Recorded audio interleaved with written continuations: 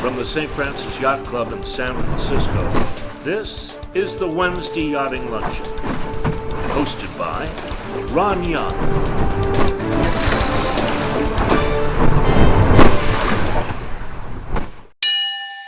Welcome to the Wednesday Yachting Luncheon. Great to have you all here. So fun to be in our grill room with a beautiful view and all of those kinds of things. You get inside our big historic grill room. So those of us who walk around our club all the time recognize that it looks the way it looks because we have a huge committee of volunteers who serve, including our staff Commodores. And we have with us, I want to honor our staff Commodore, Terry Klaus. Terry, welcome to the Wednesday Yachting Luncheon. Terry has additional responsibility because he's actually the guy that recruited me for my second tour, the current tour, being the chairman. So I think he owes me a couple thousand billable hours.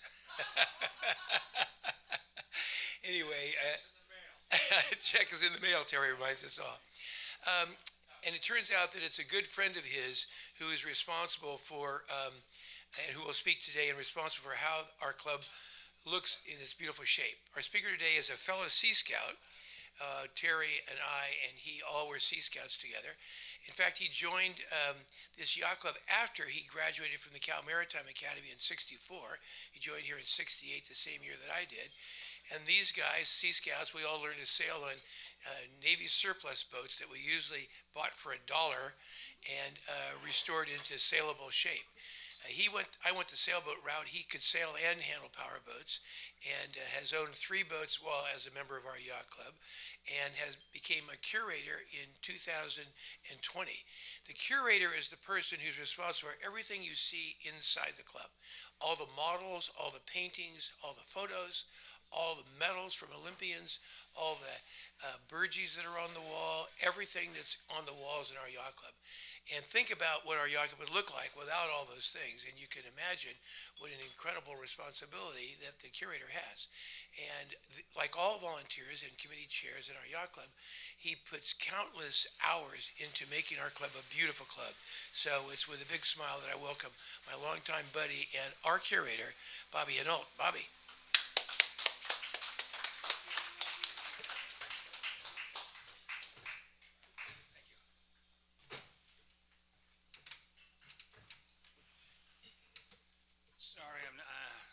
Sorry, I'm not too mobile.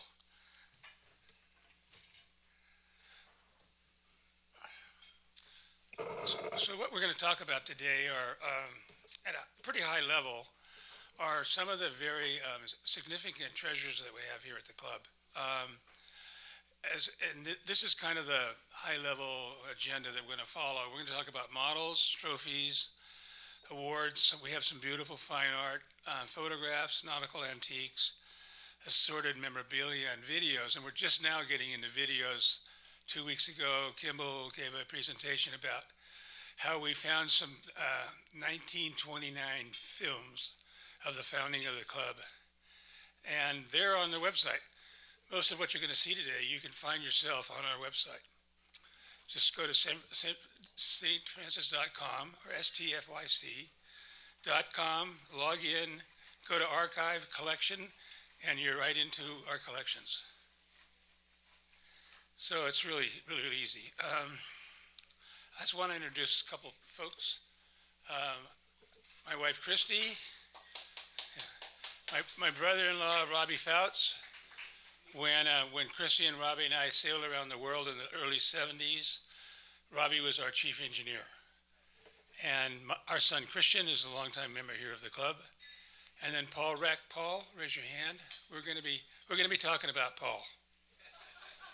So right now at this time we have almost 1,000 individual objects in our collections, 947 to be correct.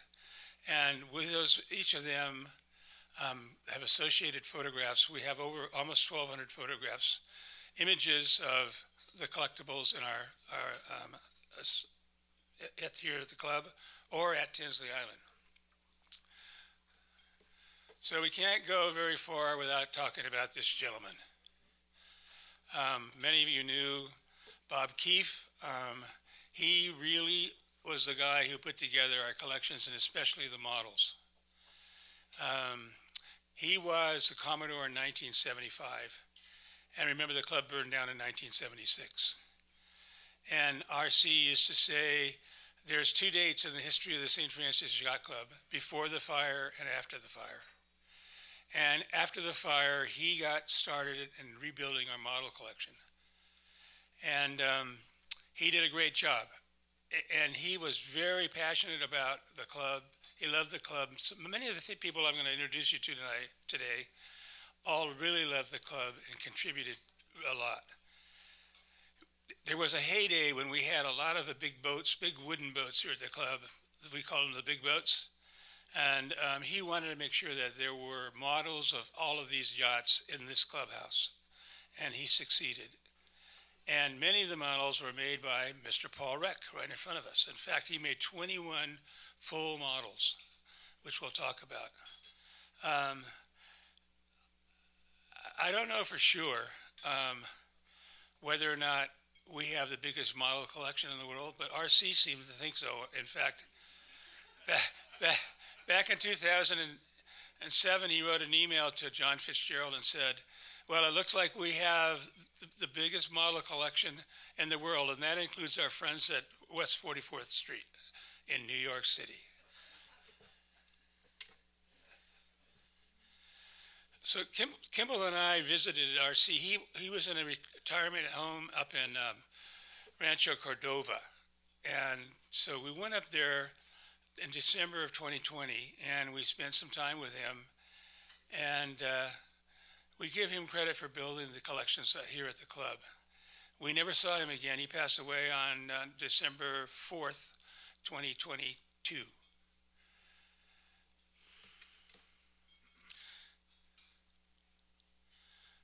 So I say RC built the collections and we manage them.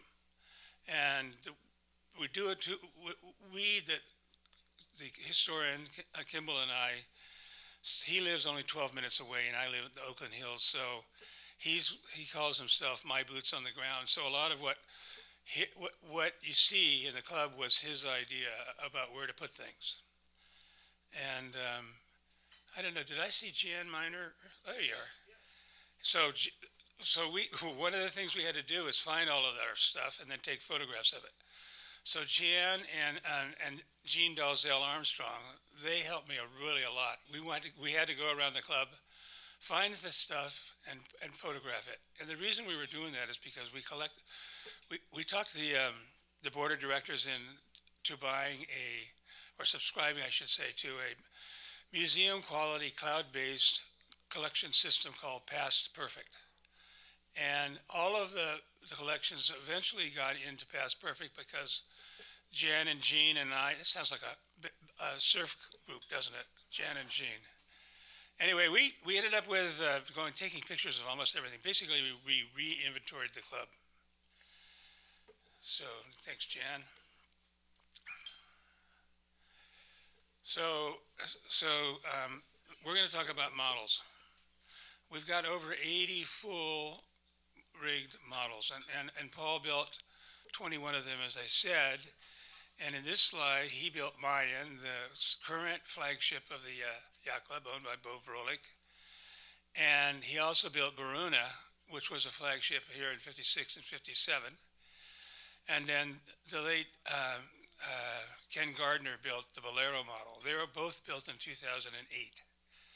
And like I said, RC went around and collected, if he felt there needed to be a model, and he would go to the family of the yacht owner, or he would build syndicates, and he would go around the club and say, we're going to build a model of such and such to honor Danny Jordan.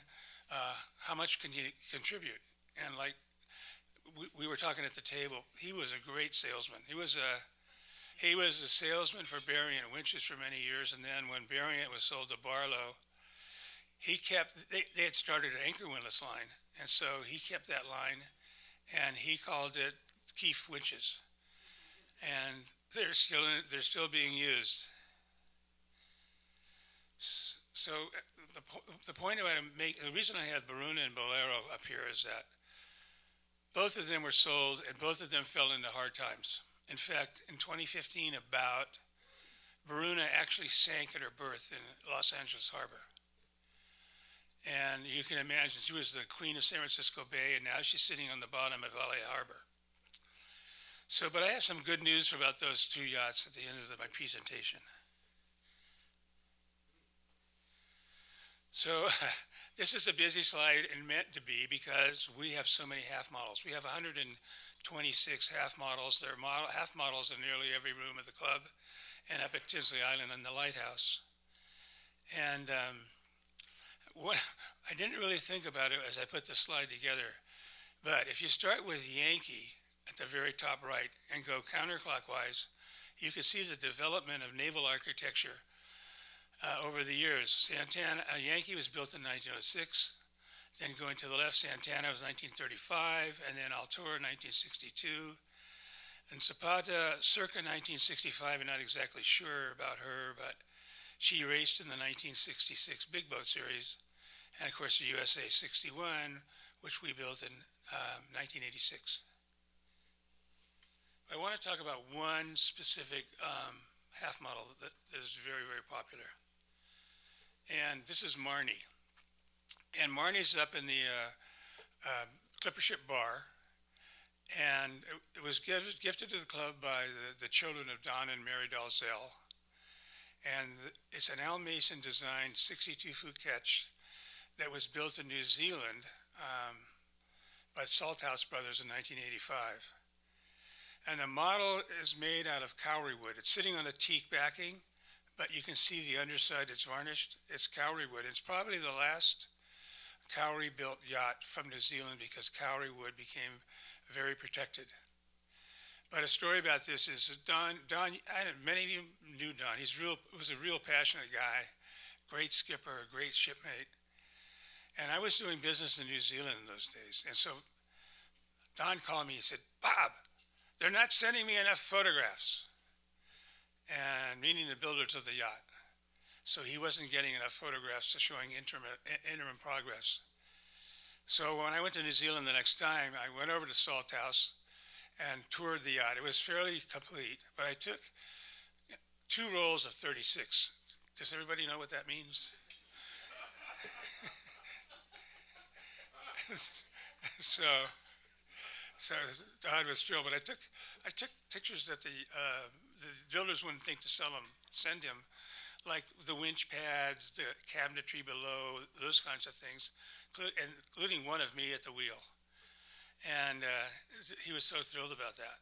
That boat, after they campaigned it, I'm talking about the Dalzells, she was sold, and the current owners sailed her around the world, and she's now in Norfolk, Virginia for sale, and she'd be a great yacht for anybody. Trophies are the most hard to keep track of because for every regatta, the perpetual trophies are brought out, and in the past, people would have a difficult time finding them. When I first became the curator, I was getting phone calls asking me, where is this trophy, where is that trophy? And now they are displayed, with the exception of this one, which is going to be displayed as you go into the starting line room. On the wall where the 2 Hawaii trophy canoes are, we're going to, Chris Kimball and I are setting it up to be the Blue Water Awards for people who are doing blue water races. But this yacht, Morningstar, you can see, can you see it says schooner, first to finish schooner. And she won the Barn Door Trophy in 1947, and in 1949, and she won it again in 1951, and then in 1955. And first time she won it, she did the race in 10 days, 10 hours, and 13 minutes as a schooner. Then she won it in 1955 in 9 days, 15 hours, and 5 minutes as a catch. And Richard Ream was said to be the only person has broken their own record in the Transpac. So we have some really important trophies. we have a lot of individual regattas where we have trophies. And this one here is the St. Francis Perpetual Trophy, and it's sitting on a pedestal made by Mr. Reck here. And he was clever enough to set it up so that there's a lazy Susan at the top, so you can rotate the trophy and look around all of it there.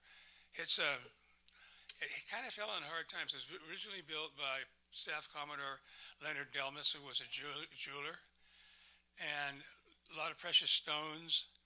And then it burned in the 1976 fire, and it was rebuilt in Asia.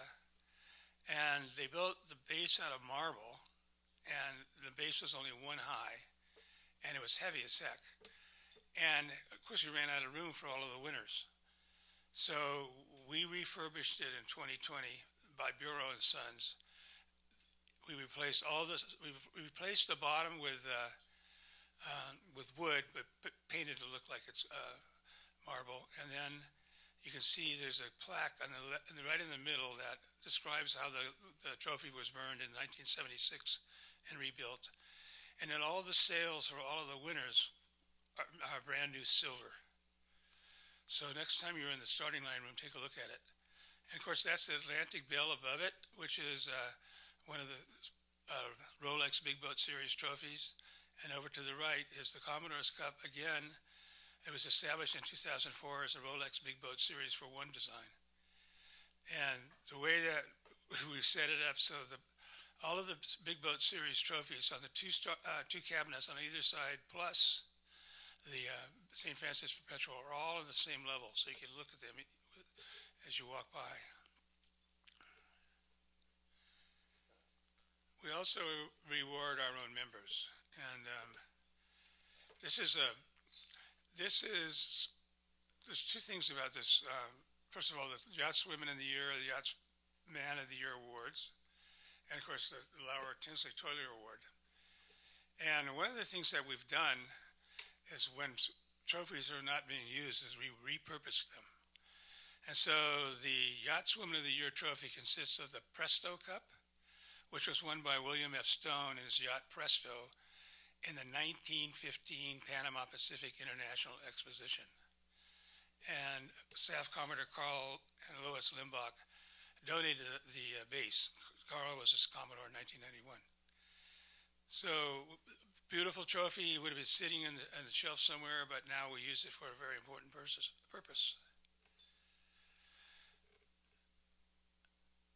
Now the grand staircase, and this is where we have all of the winners of the Rolex Yacht Person of the Year. And Kimball is very careful about measuring and putting them in place so they spaced correctly. They're the same height, relatively, and then Danielle as soon as Kimball gets it right, Daniela Morose goes out and wins it again and messes up his whole thing, and he has to do it all over again. So there's a list of the people who won it. You can see that she won it in 2016, 2019, 2021, and 2022. Other members who have won it include Sally Lindsay Honey. Now, Sally, as you know, has always been a honey, but not with a capital H. So I put her on here to recognize her, and also to note that she's won two, and her husband Stan has only won one. But You mean 1924 or 2024, Bobby? 2024. What did? She's the young girl up at the top. Oh. She won it in 74. There you go. 1973 and 4. Yeah. Perfect. Great. So she was a 505 sailor. And of course the 505 internationals are coming here this year. Everybody's quite excited about that. So also we have some great art.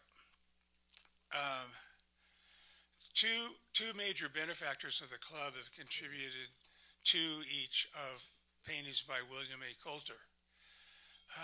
And Peggy and Monroe Wingate contributed the two on the bottom.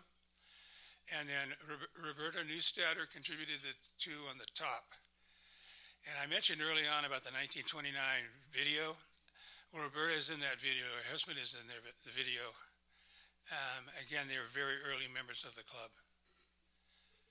And we currently are displaying them in the chart room. And it's a beautiful location for them. It's just it's still a little bit out of the way. There's so many windows in this building. We don't have a lot of space to hang art. And sometimes we don't have a good clear space that's UV, doesn't have UV rays destroying the art. Actually, William Coulter was pretty remarkable guy. He was born in 1849 in Ireland. He went to sea at 13 for 7 years as an apprentice. And he came to San Francisco, and he somehow had a serious ankle injury, and so he came ashore and became a sailmaker. But while he was going to sea, he dabbled in art. And finally, when in the 1870s, he decided to go to Europe and spent 3 years studying with marine artists. And then he became, in 1896, the staff artist for the San Francisco Call Bulletin, where his pen and ink, almost every edition had at least one Coulter pen and ink in it. And I don't know if you know the Merchants Exchange building down on California Street at 465 California. They've got some beautiful Coulters up in their main lobby. And that, I think it used to be Bank of America building before 555 was built. And one of our members, Jim Dennebeim, was the president of the Chartered Bank of London. And when Bank of America moved out of that building, the building manager came to Jim and say, you know, you should take a look at these murals. They're all covered up by drywall. So he said, sure, let's go take a look. And they pulled the drywall off, and all of a sudden, here are these beautiful Coulters. And so Jim had them all restored. So if you walk in there, it's fun to see. And I've never really seen upstairs, but apparently he's got an 8-foot-long painting that he did of the San Francisco fire following the 1906 earthquake. And anyway, he contributed a lot to San Francisco. So another fine artist that we had, and unfortunately lost on November 19th of last year, was Jim DeWitt. And Jim was one of these guys who really loved this club. He was born in Oakland in 1930, and he graduated from Oakland High School, and he built his first El Toro in 1949 and raced it on Lake Merritt. And he attended the Oakland College of Arts, California College of Arts and Crafts, and then the LA Art Center in Pasadena, which was both of them very fine art schools. And he made his own sales while he was going to school. And when he graduated, he became a full-time sailmaker in 1960. And he won a lot of races, including the Mallory Cup, the North American Men's Championship, 1963. And he even won the bullship race one year. And he was so popular in the El Toro fleet that the El Toro class in the Fresno Yacht Club down at Huntington Lake, they always have their annual North American Championship Regatta, and this year they named it after Jim. In 1983, he sold his sailmaking business, which eventually became Quantum, and he just focused on his art.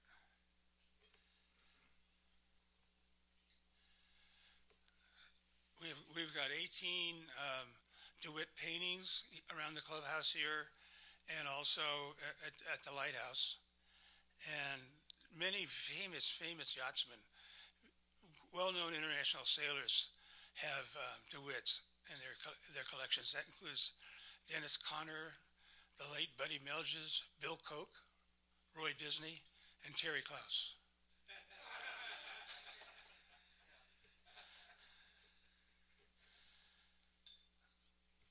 Caleb Whitbeck is another one. One of the things I noted about Jim is that he was a great sailor, so his paintings were technically correct. Flags did not point into the wind. And Caleb the same way. He was a well-known artist. He studied at the San Francisco Academy of Art after returning from the Korean War, and he did quite a few paintings. And if you note the two paintings, one Bruno and Valero and Mistress 3, they include the old clubhouse. And the way you can tell the old clubhouse had burned is there was a sail drying loft on the far east end. And sail drying loft, what are you talking about? And, well, when the yacht club was first built in the late 20s, all the yachts were cotton sailed. And he had to dry the cotton sails or they would rot. So the crew would drag the sails up and hang them up in the sail drying room. And they would stay there for the week and then come back for the next weekend. And that sail drying room became the temporary clubhouse when the rest of the club burned down. So we had, Caleb did a lot for the club.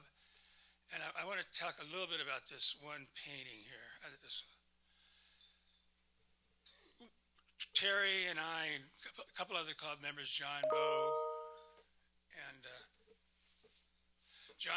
and Jordan Trishon, we all worked for APO when APO built these 5 new big container ships in the 1980s. And traditionally, going back to England especially, when a new ship was launched, they would commission a portrait of the ship. And we thought that was a pretty cool tradition, and we ought to continue it. And who should we commission but Caleb? So Caleb painted it. And then in 2012, well, let me back up a bit. I'll show you the painting in close-up.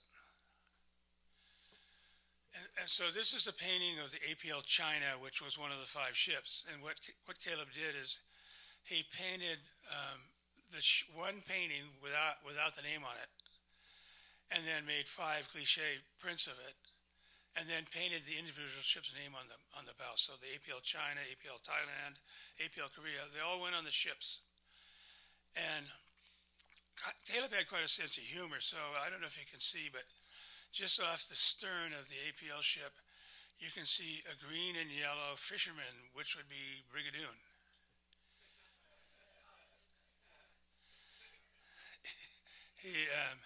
So he said, well, what should I do with the extra one? So I said, well, why don't you donate it to Cal Maritime, which he did. And the school thought it was such a great idea. They made an event out of it. And the admiral put on his best dress uniform, and all the cadets were dressed, and they had a ceremony, and then they gave Caleb let him run the ship simulator, which he really enjoyed. And so it was a lot of fun.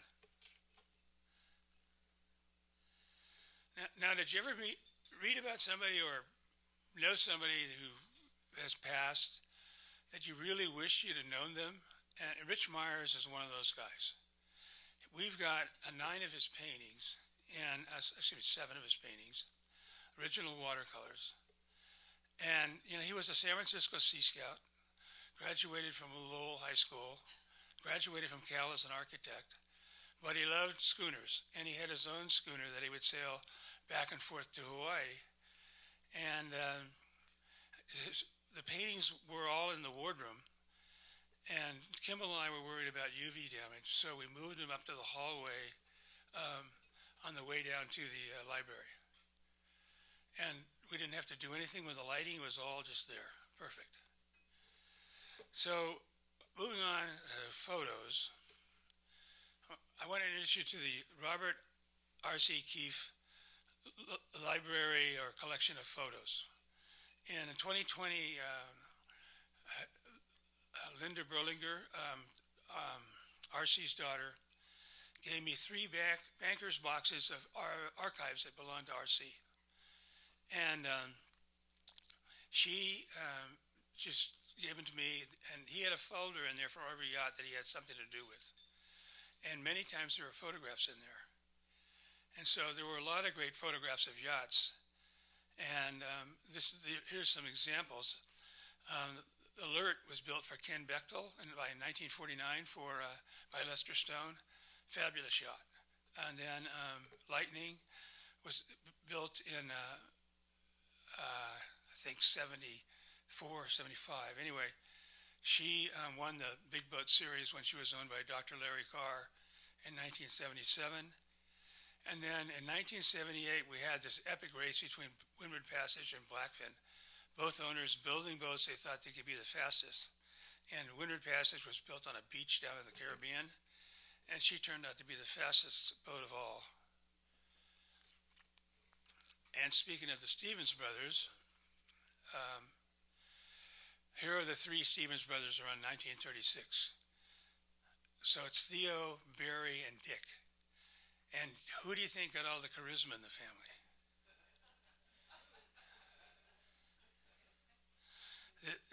Here's a picture of the Ondele winning crew in the San Francisco Challenge Cup, 1967.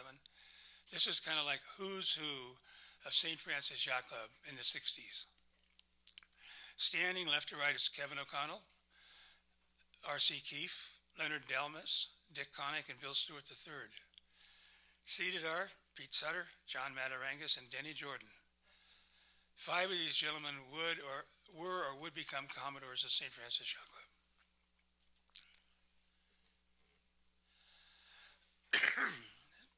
Here are the 3 big binders of R.C. Keefe's, mostly negatives, shot by Diane Beeston. As a matter of fact, I recently loaned a whole set of negatives shot by Diane of a yacht called Chrysophilae that was built by Spalding. And the current operators of the Spalding Yard are going to take and have them blown up to poster size and to put around the Spalding Wooden Boat Center. So people will get to enjoy them. Here's the nautical charts and memorabilia. Going back to, I don't know if any of you remember Mark Egan, but he donated this binnacle to the club. And so he moved out from Marin down to Santa Barbara to a condo. And I said, I said to him, is that a loan or is that a gift? Oh, he said, that's a loan. I said, well, come and get it because we need space. Oh, he said, no, that's a gift.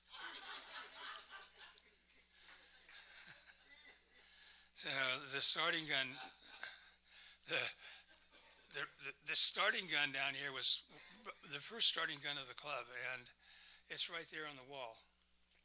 The mercury barometers, there's one right here. So the mercury normal barometric pressure would be 29.92 mercury inches, and they still work. But of course, they've been superseded by aneroid barometers, Androids too. And I put the clocks in here because you remember how R.C. Keefe would go around and wind all the clocks in the club? He was the official clock winder. We have this antique chart up in the chart room, and it was done in 1690 by a French immigrant from France to, I guess his father was a political refugee in France, so they moved to the Netherlands. His name was Pierre Mortier. Anyway, he became famous doing these charts. But what's interesting about this, if you notice the chart, California is shown as an island. So go upstairs and take a look at it. And then, I told you I had some good news about Baruna and Bolero. So here are the two of them racing out in circa 1959-60 on a Farallon race, I believe it was. And with the Bolero nearest us with a white hull, and Baruna farthest away with a black hull. Now, Bolero was restored by a gentleman named Ed Kane, and she lives in Newport, Rhode Island, and she has a black hull. And Baruna was restored by a gentleman named Tara Getty, and now she lives in Saint-Tropez, and she has a white hull. And interesting thing is Tara Getty restored the boat that Robbie Christie and I sailed around the world back in the 70s. And he then he bought Skylark in 2010. In 2016, he bought Baruna, and he just launched Baruna this last spring. So it's been 7 years to rebuild her back to her original 1938 plans. So, and she does sail. So that's Tara driving. The Getty name, if it seems familiar to you, you think Aramco.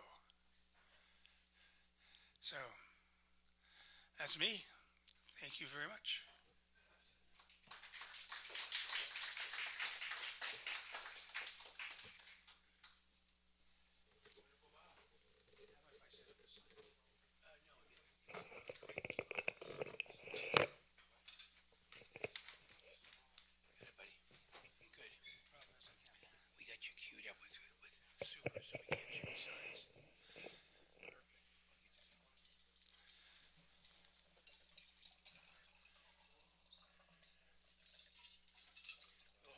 Bob. It's Hawaiian is K-A-U. Holy cow. Exactly. So, Bob, well, let's see. We want a microphone on here. Let's see what we can do. Get the mic working. Johnny. Here we go. Here we go. So, Bob, amazing. How many hours a year do you spend, serving as our curator, doing things on our curator? Christy, close your ears. I can't do the math, but 2 to 4 hours a day, maybe. 2 to 4 hours a day. But basically, building the collection management system, which now is built, and like I say, thanks to Jan and Jean, most of the images are in there. How much did that system cost? We pay $1,000 a year for the license. I understand it's very tech. It's as good as there are in museums. Well, over 1,000 museums use it already, and they only recently came out with the feature that allows us to put our own collection onto our own website. What's the selection process by which you add objects to the collection? In the case of models, we try to avoid them because we don't have any space. In fact, we've sold some models at the foundation auction. They were not yacht models. They were models built by I don't know, people in the past. There was one model of a ship called the Bering Brothers, was built in Thomaston, Maine, and it didn't really fit into our collection because we were focusing on yachts. And then, Will, we are very careful about it in terms of, like I said, there's not a lot of wall space. We have a facility in Mill Valley where we share with the club administration, where we have a lot of posters and things that we don't have room to display. In fact, Kimball, that's what he's doing this week. He has brought a bunch of trophies and stuff up to Tinsley Island.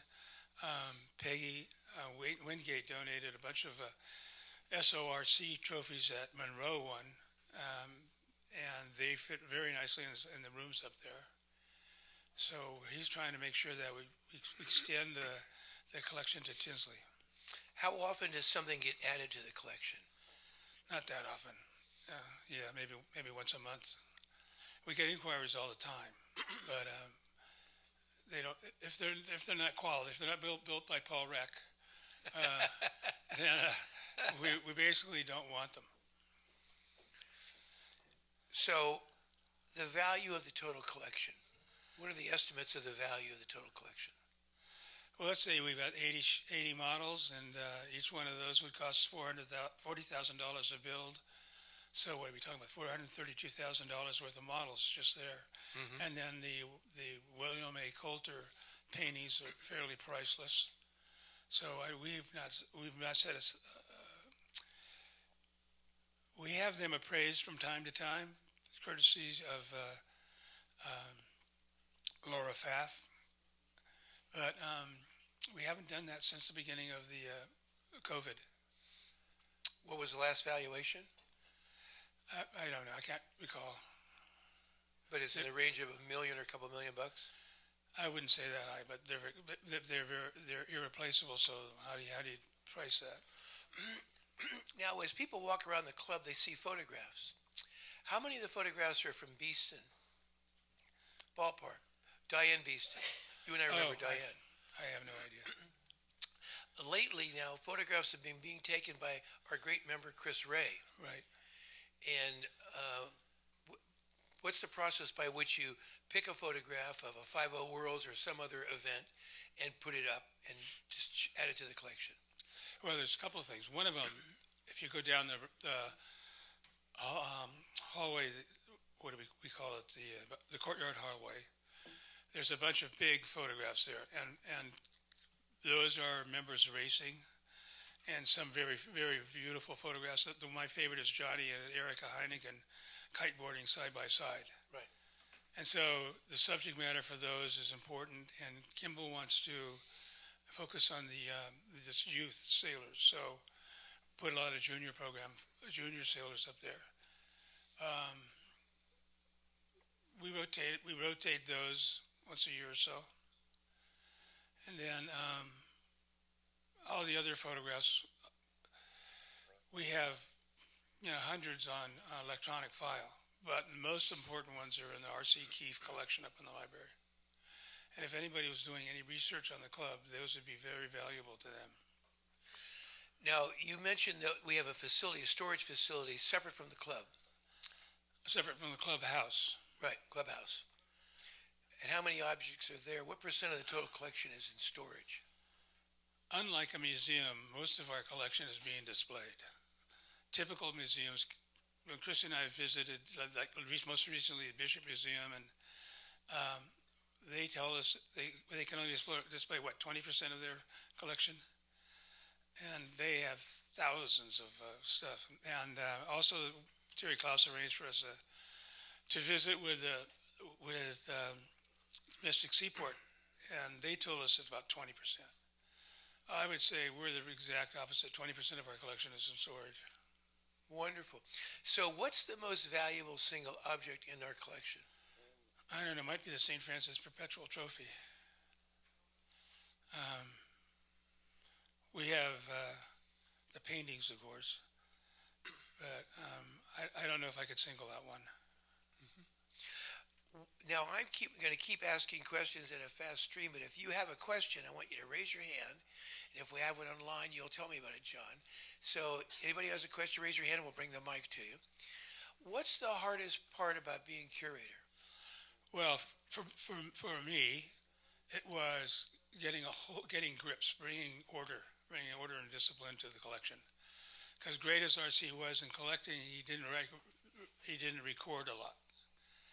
And so there were issues about, was it, like I talked about with Mark Egan, was it a gift or a loan? And so we went out and reached out to people and got them to sign deeds of gift or loan agreements. And then just getting all of this stuff cataloged in the system, saying, what is it, where is it, what does it look like? So like I said, we have like 947 objects that we had to film, and we have more pictures than that. What brings you the most? You volunteer 1,000 hours a year. What brings you the most joy being our curator? Getting to come to the club and work with people like Jan. She says a drink is coming. She volunteers again.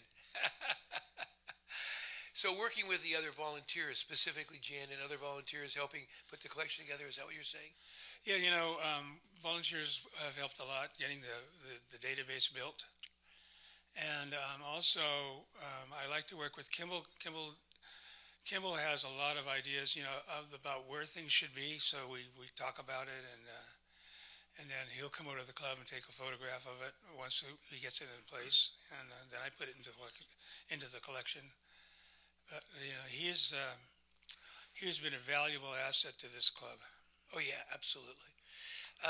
Essentially, you're within the House Committee structure, Mike.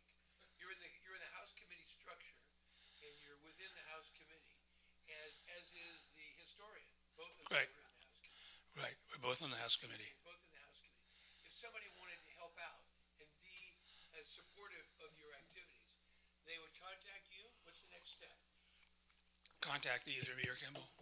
You or Kimball, okay. And Kimball's the historian, and you're the curator. Right. So they contact one of the two of you. Okay. So tell me a funny story about being curator. Tell me something goofy that happened. Besides this interview, I mean. Nothing jumps out at me right now. That was particularly funny. It was just uncovering stuff. For example, I went over to the Mill Valley Storage with Kimball early on in this, and I was looking through these stacked of paintings and posters, and I came across this Caleb Whitbeck original painting of Semper Fi, Right. which is now hanging in the main dining room. And somebody had thought that it wasn't appropriate to be in the building or something for some reason or another. Anyway, it got put over there in storage. Hal Halakainen's boat, is that right? No, it was Whose boat was that? the Commodore. He was the Looney. ex-Marine. Howard Looney. Howard Looney, yeah. Looney's boat. Right, okay, right. Yeah. Looney's boat. So that's hanging at the maitre d' station at the dining room. So you essentially discovered a treasure, brought it back to the club, Yeah. essentially. And so when you look at other yacht clubs, who else has a collection that you guys admire? That we admire? Yes. Pretty much everybody. We, of course, the New York Yacht Club and at the Harbor Court, they've got a great collection. There's a painting of Bolero. There's a painting of Bolero at Harbor Court in the Bolero room. That's just stunning. I also love that you're now adding objects to Tinsley, to the lighthouse. That's terrific. Yeah. Talk about that initiative. Well, it was too sanitary, and a lot of the stuff that was there was outdated, and we found some old photographs of action on the San Joaquin River. That we go there early. By the way, I got to tell you about this one thing that I really liked. The 1929 films. They show the very first summer cruise of the St. Francis Yacht Club up to Steamboat Slough. And one video has the Delta Queen or the Delta King going upriver in the film. They were sister ships built in 1926 in Stockton. So it could have been either one of those. And then, I don't know if you've been up to Tinsley. I mean, to Steamboat. There's a beach right underneath the bridge. And there's one film shows this steam-powered paddle wheel tugboat towing barges underneath that bridge. So it's on our website too. So for those who don't recognize the name Steamboat Slough, when I was a young kid and went up to Delta first time in 1957, or was it 1857, Bobby? We would go to Steamboat Slough, and only after Tinsley was built, and I went there for the first time in '61, would people go to Tinsley Island. And it seems amazingly fun outpost to our club members now, but it was originally kind of a rough environment. We had to add all those docks and add the swimming pool and stuff like that. But Steamboat Slough was a very popular site that people went up to. And the mode was you'd go next to the shore, and then you'd tie your boat, anchor out, and tie it off to a tree or something like that, and put hammocks and so on shore. So when you hear Steamboat Slough, that used to be the cool place that people went before this yacht club built the beautiful Tinsley Island. So you went up to Delta as a Sea Scout. Right. And then I first went to Tinsley Tinsley in '59. And it was just, a hollowed out little island. Right. I went there the first time in my 210 with two other teenage boys, and we arrived at Tinsley Island and looked around, and all these guys were working, and we knew if we didn't sail away soon, they'd put us behind a wheelbarrow. so so we quickly took off, and that it didn't look like it looks now. It's been built up on volunteer labor, like yours for the curator job. Yeah, the Tinsley Island Toilers, and I showed that one John S. Lauer Award. Basically the island was built by club members. It's just amazing to see. And in fact, Christian over there, he put the solar power on top of the roofs up there. That's great. That's great. Christian, your son. Yeah. Exactly. So when you talk about Tinsley up there for having objet d'art up in Tinsley, so the lighthouse is one place to put things. Where else can you put objects on Tinsley Island? Well, by the bar. In fact, that's where John Lauer Ward lives. Mm-hmm. And there's a couple of other sailing, stag cruise sailing awards. So, Bob, thank you so much for being an incredible volunteer resource for our club, serving as our curator, and sharing your fun stories with the Wednesday Yachting Luncheon. Good on you, mate. Thanks. Thank you. Terrific.